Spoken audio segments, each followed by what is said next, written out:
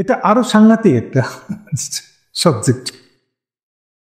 গতকালকার থেকে এই প্রথম তারেক জিয়াকে আমি লক্ষ্য করছি, এদেরকে কখনো এই ধরনের কথাগুলো নিজে বলেন নাই, হয় ম্যান্ডেট খসরু কি মির্জা ফখরুল কিংবা সালাউদ্দিন কিন্তু বলেছে। গতকালকে তিনি ওপেন একদম নিজে মুখ খুলে ফেলেছে। এদেরকে কখনো গণভোট নিয়ে উনি সরাসরি কোনো কথা বলেন। কালকে বলেছেন খুব মজার কথা, নিজের মতো স্যাটার করতেছেন।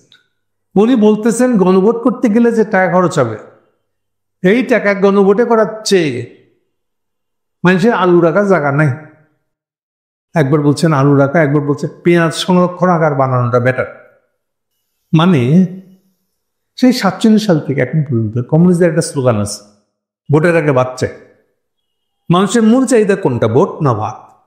এরম ভাবে তর্ক তোলে তারা। তো স্বভাবতই মানুষ বলে ভাই আগে তো খেতে হবে, তারপর না ভোট দিতে যাবো। মানে মেট্রিরিটি বৈষয়িকতা।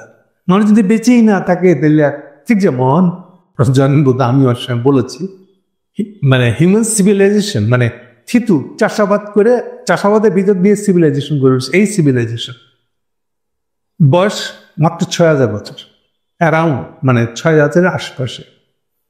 এই 6000 বছরের প্রথম 2 বছর দন বলতে কিছু ছিল না, টুকটাক ছিল, থাকে সব সমাজের মধ্যে।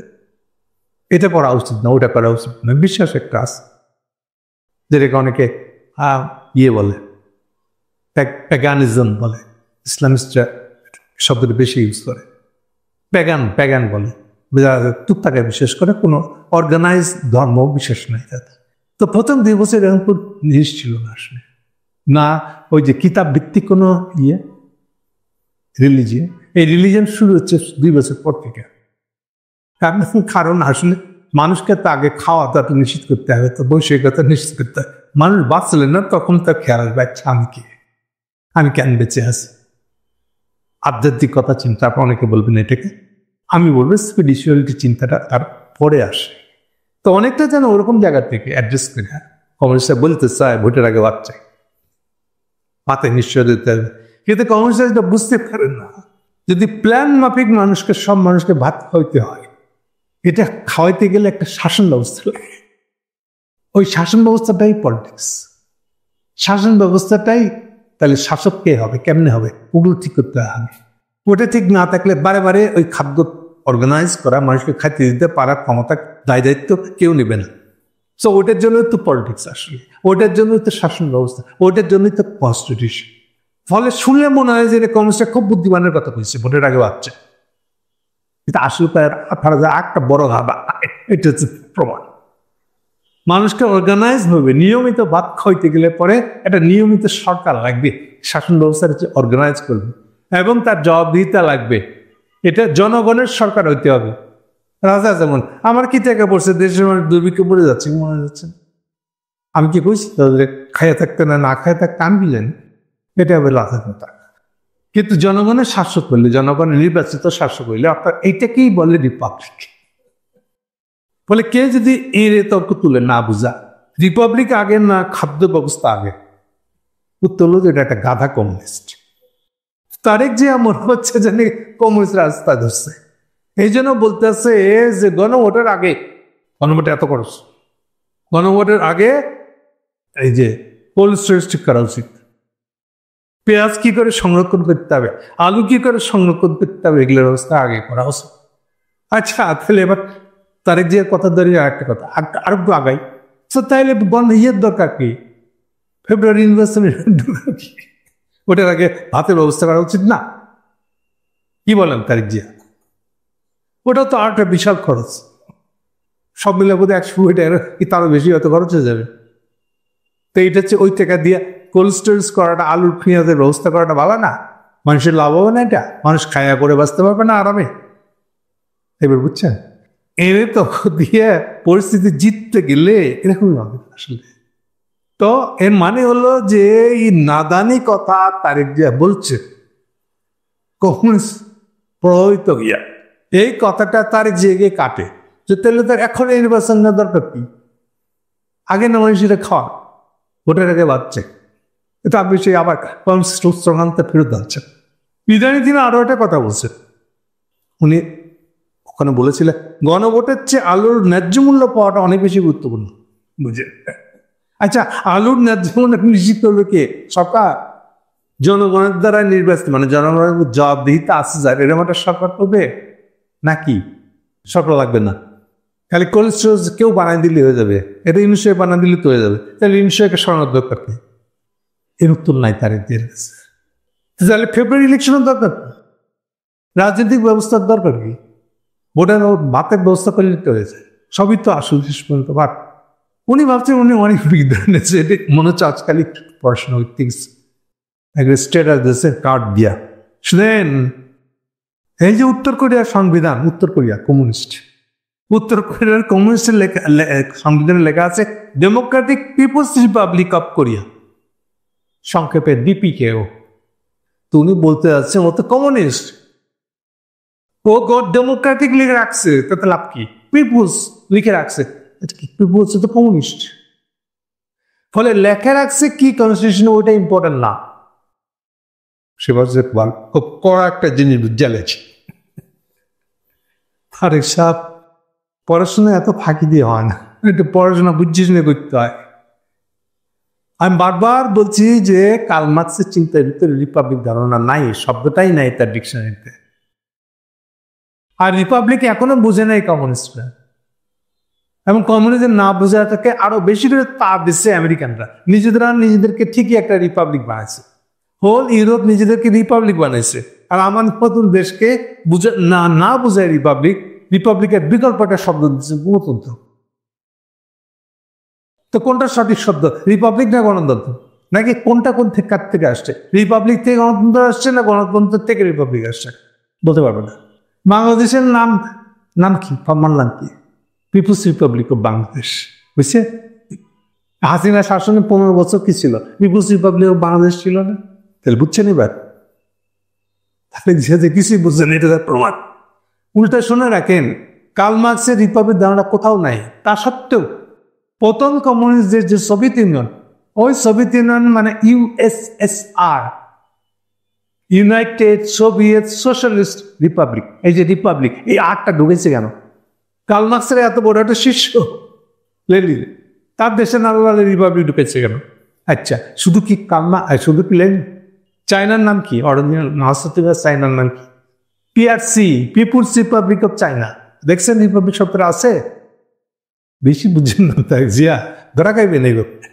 সো রিপাবলিক কথাটার মূল কথাটা হচ্ছে যে এইটা রাজার শাসন না, পাবলিকের শাসন, এইটা বোঝানোর জন্য। তো ওরা প্র্যাকটিক্যালি দেখছে যখন যে প্রত্যেকটা দেশের নামটার ভিতরে একটা আর আছে, তো ওরা এই অভ্যাসটা না রেখে মানে তর্ক করতে চায় নাই। এটা জানে যে কার্ল মার্কসের কাছে আর নাই, রিপাবলিক নাই, তা সত্ত্বেও লেনিন থেকে শুরু করে সমস্ত কমিউনিস্টরা দেশের নামের মধ্যে আর রাখছে, রিপাবলিক রাখছে। অন্তত তালেবানদের মতো হয় না, শব্দ কিছু হয় না, ইসলামী হইতে হবে, বুঝুক না বুঝুক আমি দেখতাম না। আরে ভাই, তা আমিরটাকে তাইলে তালেবানের নাম রাখছে, আমিরাত অফ আফগানিস্তান। আরে বাবা, আমিরাত কথাটার সাথে আমির সম্পর্ক আছে, তো আপনার দেশ আমিরটাকে বলেন নাই তো আপনার আমির। এটা সরকার প্রধানকে কি আমির বলছেন? আর আমিরের মানে কি এটা বুঝছেন? এবং আমিরের দেশে গণতন্ত্র থাকে না, গণতন্ত্র দূরের কথা, জনগণ শব্দ থাকে না। সৌদি আরবে কোনো জনগণ বলে শব্দ নাই, ওই জিসিসি কোনো দেশের মধ্যে জনগণ শব্দের কোন ধারণা নাই। আরেকটা প্রমাণ করে দিই আপনাদেরকে, বাংলাদেশের যারা প্রবাসী শ্রমিক দুবাইয়ে থাকার সময় হাসিনা পড়ার জন্য স্লোগান দিয়েছে রাস্তায় নেমে, সব কটাকে ধরে নিয়ে যাবজ্জীবন সাজা দিচ্ছে। এই ইউনূস সাহেব যদি ক্ষমতা না, মানে গণঅভ্যুত্থান যদি না হইতো, ওটা জেলে থাকতো, বলা যায় না ফাঁসি দিয়ে দিতে পারতো, কারণ যাবজ্জীবন হয়ে গেছে। কেন কেন ওসব দেশের জনগণের বলে কোনো ধারণা নাই, তো তুমি রাস্তায় নামছো কেন, মিছিল করছো কেন? এই ধারণা নেই, মানে অভ্যস্ত নিজের দেশে থেকে যে এটা কোনো ব্যাপার না, তো সরকার থাকলে সরকারের বিরুদ্ধে মিছিল করা যাবে। ও বুঝেই না যে এটা আমিরাত দেশে মিছিল করাটা অপরাধ, আর ফাঁসি দিয়ে দিবে। শেষে কিরা কেটে ইউনূস সাহেব দুবাইয়ের বাচ্চাকে বুঝায় হাত পা ধরিয়া এই লোকগুলো সারাই নিয়ে আসছে। তবু কি কারো আক্কেল হয়েছে ইসলামী রাজনীতির? কারো যে কেন মিডল ইস্টে গিয়ে রাস্তায় মিছিল করা যায় না? জনগণের শাসন কি রিপাবলিকের পরও বুঝলো না। ঠিক তারেক জিয়া থেকে বুঝবে, সেও একই দলে আছে। এই জন্য উত্তর কোরিয়া দেখে সে ঠাট্টা করতেছে, ওই কনস্টিটিউশন লেখা থেকে তাই সত্য দেখবেন হচ্ছে খুব বুঝছে বোধ। আচ্ছা, যাই হোক, এই নিয়ে যে পরিমাণে লেখালেখি হয়েছে তারেকে বোকাবাজি দিয়ে বোকামি দিকে, এগুলা বলে শেষ করা যাবে না। আমি 2-4টি পড়ি। এক লোক লিখতেছে, যেই দল একা একা 96 সালের 15 ফেব্রুয়ারি 6ষ্ঠ জাতীয় সংসদ নির্বাচন আয়োজন করছিল, মানে বিএনপি কথা বলতেছে, খালেদা জিয়া বিএনপি, পরবর্তীকালে কয়েক মাসের মধ্যে ওই সরকার ভেঙে দেয়, ভেঙে দিয়ে আবার ইলেকশন দেয়। তোর তো টাকা নষ্ট হয় না? নিজের বিরুদ্ধে নিজে কথা বললে কি অবস্থা হয়? তাহলে কি ধরনের কথা বললে বেকুব ফার্স্ট তারেক জিয়া তো মা লাগে। ওই ইলেকশনটা যে দিছিলেন উনি ফেব্রুয়ারি ইলেকশনটা 1996, যদি টাকা নষ্ট হয় না, কারণ ওইটা ভেঙে দিয়ে তো পরের বার ইলেকশন হয়েছে 12 জুন, তাহলে এটা আমার টাকা নষ্ট হয় না? এটা তো সেই দল কেন এটা করছিল? এটা সেই দলই তারেক জিয়ার মা কেন করছিল? এর তো কোনো ব্যাখ্যা নেই। যেই দলের নেতৃত্বে হাসিনা সরকার পতনের জন্য একটা আন্দোলন করে নাই, পতনের জন্য, সেই দল হাসিনার মৃত্যু না হওয়া পর্যন্ত ক্ষমতা থাকবে এটা বিশ্বাস করে দূরে চলে গেছে। আর হাসিনাকে ইলেকশন করতে দিচ্ছিল, সকল ইলেকশন, এতে টাকা নষ্ট হবে। তো অসংখ্য প্রশ্ন মানুষ ফেসবুক জুড়ে, যে তারেক যে এই যে বোকার মন্দানের কথা বলা কইছে, যে একটা খুব ইন্টারেস্টিং কথা বলছে। দেখেন, জুলাই আন্দোলন যদি না হতো, গণমুক্তা আপনাদের প্রত্যেকের নামে, আপনার মা সহ সবাই নামে মৃত্যুদণ্ড মামলা ছিল, এবং সব এই মামলাগুলো আপনারা খালাস পেয়ে গেছেন। আপনার মা জেল থেকে খালাস পেয়েছে চিরতরে। আপনার দলে বড় বড় নেতারা এগিয়ে আছে, বাবর, কার কথা বাদ রাখবো, প্রত্যেকে ফাঁসি এসে হয়েছিল, নাহলেও যাবজ্জীবন। তো এই জুলাই আন্দোলন অভ্যুত্থান যদি না হতো, আপনার কোথায় থাকতেন? তাহলে আপনি কাকে কি বলতেছেন?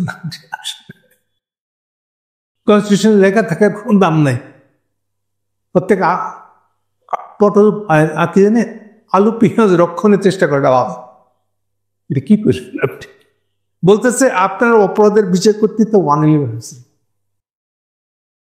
তার খেসারত দিতে গিয়ে প্রণব মুখার্জিদেরকে দিয়ে হাসিনাকে ভারতে পুতুল সরকার প্রতিষ্ঠা করে দেশের সর্বাঙ্গ দর্শন করা হয়েছিল। তার থেকে এবার পিলখানা, শাপলা চত্বর হত্যাকাণ্ড এগুলা ঘটছিল। উনি লকমাকে ইতিহাস দিচ্ছিলেন যে আপনাদের এই যে ছেলে খেলা 1 থেকে 6 সাল পর্যন্ত যে শাসনটা, এমন শাসন দেখাইলেন যে এটা থেকেই প্রণব মুখার্জিরা জোর করে হাসিনাকে বসায় দেওয়ার একটা সুযোগ দিয়ে দিল। আর আপনি একটু দাঁড়ে দাঁড়ে দেখলেন এবং আসামি হইলেন, তারপরে ওখান থেকে বেরোতে পারলেন না। আপনারা ফাইনালি বাইর করলো কে? জুলাই গণমুক্তা। তাহলে আপনি কাকে নিয়ে কি বলতেছেন? এই ধরনের অজস্র ফেসবুক ভর্তি তারেক জিয়ার মন্তব্য নিয়ে। আজ সেই মুক্তিযুদ্ধ জুলাই বিপ্লবী আপনাদের আলুর এত লোকসান, জুলাই বিপ্লবী তাই লোকসান দিচ্ছে আপনাদের। বিভিন্ন বিশ্ববিদ্যালয়ের ছাত্র সংসদে জামানত হারাইছেন, সেখানে আপনার লোকসান হয় না? জামানত হল যেই দলের প্রতিষ্ঠাতা রাষ্ট্র ক্ষমতা গ্রহণ এবং সেই দল গঠন করার বৈধতা এসেছিল একটা গণভোটের মাধ্যমে। 30শে মে 77 সালে জিয়াউর রহমান প্রথম গণভোট করছিলেন। তুইটা কেন করছিল জিয়াউর রহমান?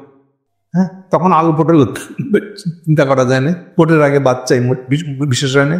আপনার বাবা, তাহলে বাবাকে কোথায় গালি দিলেন আপনি? আসলে তাহলে আপনার বাবাও আসলে পাবলিকে আলু পেঁয়াজের খবর নিয়ে এটা গণভোট করতে গেছে।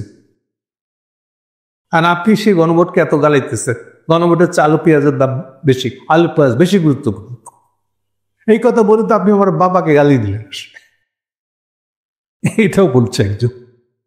এনিওয়ে, এগুলো তো শেষ নেই আর কি।